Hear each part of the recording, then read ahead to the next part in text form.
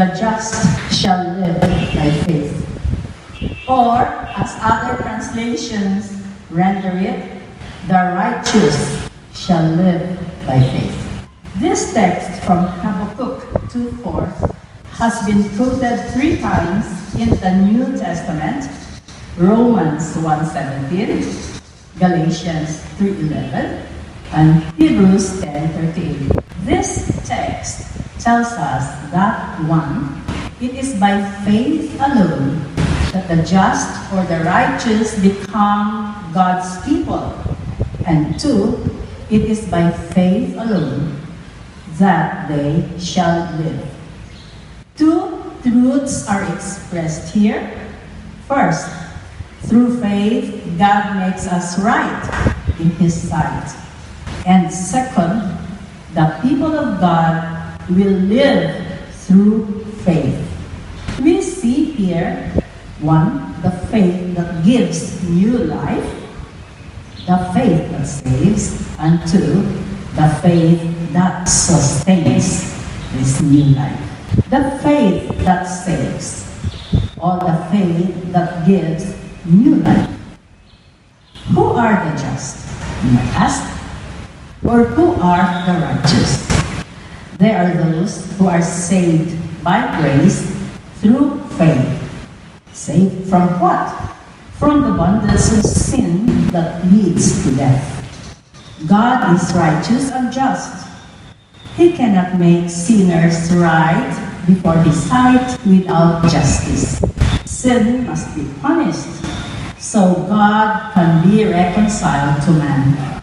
So God sends His Son to bear the punishment for man's sins, so that all those who accept the Son by faith are given new life. They are made right before God's sight. They are justified. They are the just. Romans 4:8 says, "Blessed is the man whose record the Lord has cleared of sin." The just are those whom God has regarded as if they have not sinned at all, because by faith they receive God's righteousness through His Son, Christ Jesus. Ephesians 2:8 says, "For it is by grace you have been saved through faith, and this is not from yourselves. It is a gift of God." The faith that saves is a gift from God. The righteousness from God is accomplished by faith from start to finish. By faith alone, and by faith always. It's not earned or deserved, but is given to us by God as a free gift. So how can we be right with God? By receiving the righteousness of God that comes only by faith. This is the truth that Martin Luther found when he came across Romans 1:17. A Roman Catholic monk who entered the monastery seeking to be set free from the burden of his sin, Luther found rest for his soul and declared, "When by the Spirit of God I understood these words, the just shall live by faith, then I felt born again like a new man. I entered through the open doors into the very paradise of God." This text changed him. This text led to the nailing of his 95 theses, which spearheaded the Protestant Reformation in October 1570, and he lit the battle cry, "Sola fide," by faith alone. This text changed Christendom. The faith that saves, the faith that gives us new life, brings us to the faith that sustains, the faith that helps us, that sees us through the new life that we have. Faith does not stop at our being made right with God. The faith that saves is the faith that sustains us in our journey that commences at our justification or redemption. Through faith, the righteous has life and will continue to live and looks forward to life after life. This faith is sometimes weak, but Romans 12:3 assures us that God has dealt to each one of us a measure of faith. A measure of faith to believe the Word of God, to share our belief of God with others, to come before the throne of grace and have prayers answered, or to do what God has called us to do. Now, let us listen to what Jesus Christ said about faith. First, we go to you of little faith. Matthew 14:28-31 is Peter's narrative of faith. A faith that dares and then doubts. When Peter saw Jesus walking on water, he called out, "Lord, is it you? If it is, tell me to come to you on the water." When Jesus said, "Come," Peter confidently got out of the boat, walked on the water toward Jesus. But then Peter looks at the wind and the waves. He begins to doubt if Jesus was more powerful than the storm that surrounded him. Peter sinks. He cries out, "Lord, save me." Jesus reached out his hand and caught him and said, "You of little faith, why did you doubt? You of little faith, why did you doubt?" This is Peter, his disciple. Now we experience this too in our journey of faith. Our faith struggles to keep up with God, but our grasp of God's power is oftentimes dimmed by the circumstances God assails us.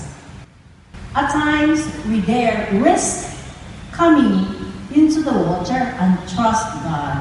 Then doubt comes as we leave our comfort zones onto stormy seas. So next, Jesus in Matthew 8:5-13 says, "I have not found such great faith with anyone in Israel." The faith of the centurion, a Gentile, who is able to draw a parallel between the system of his world, our world, and the system of God's kingdom. He implores Jesus to heal his servant. Jesus tells him, "I will come and heal him." The centurion says, "Lord, I am not worthy for you to come under my roof, but just say the word and my servant will be healed." The centurion understands the authority of Jesus over the invisible kingdom and the visible world through his authority over his soldiers. And Jesus marvels and says, "Truly I say to you, I have not found such great faith with anyone in Israel." Brothers and sisters in Christ, there are only two things that made Jesus marvel. First is the great faith of the centurion, and second, the unbelief of the people in Nazareth, his own place. So the third one, I say, he marveled because of their unbelief. This is narrated in Mark 6:1-6. Jesus came to his own country and teaches in the synagogue. Many locals asked, "Where did this man get these things? And what wisdom is this which is given to him, that such mighty works are performed by his hands. Is this not the carpenter, the son of Mary, the brother of James, Joseph, Judas, and Simon? Instead of believing, they were offended at him. And Jesus marveled because of their unbelief. We say sometimes, familiarity breeds contempt. And Jesus himself cites, a prophet is honored everywhere except in his own hometown and among his relatives and his own family. So Jesus cites the little faith, the great faith, and the antithesis of faith, which is unbelief. Now, faith is the currency in God's kingdom. Hebrews 11:1 defines faith as the substance of things hoped for, the evidence of things not seen. The word substance comes from Greek hypostasis. It denotes the fundamental reality that supports all else. Faith is the foundation of the things we hope will happen. That foundation is God. Faith, therefore, depends on our perception of God and of our relationship with God. If there are cracks in your foundation, your faith weakens or disappears.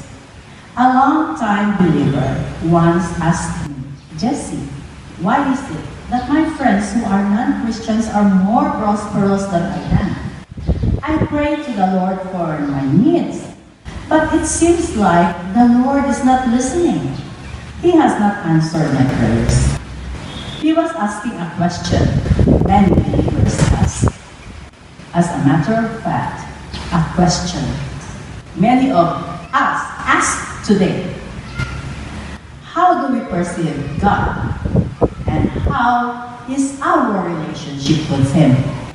Let us not allow cracks in the foundation of our faith, or it weakens and unbelief creeps in. Even the disciples once requested Jesus, show us how to increase our faith in Luke 7:5. And you know what the answer of Jesus was? He says, if you had faith, even as small as a mustard seed, you can say to this mulberry tree, may it be uprooted and be planted in the sea, and it would obey you. The faith that saves, that gives new life, and the faith that sustains that life is a gift from God.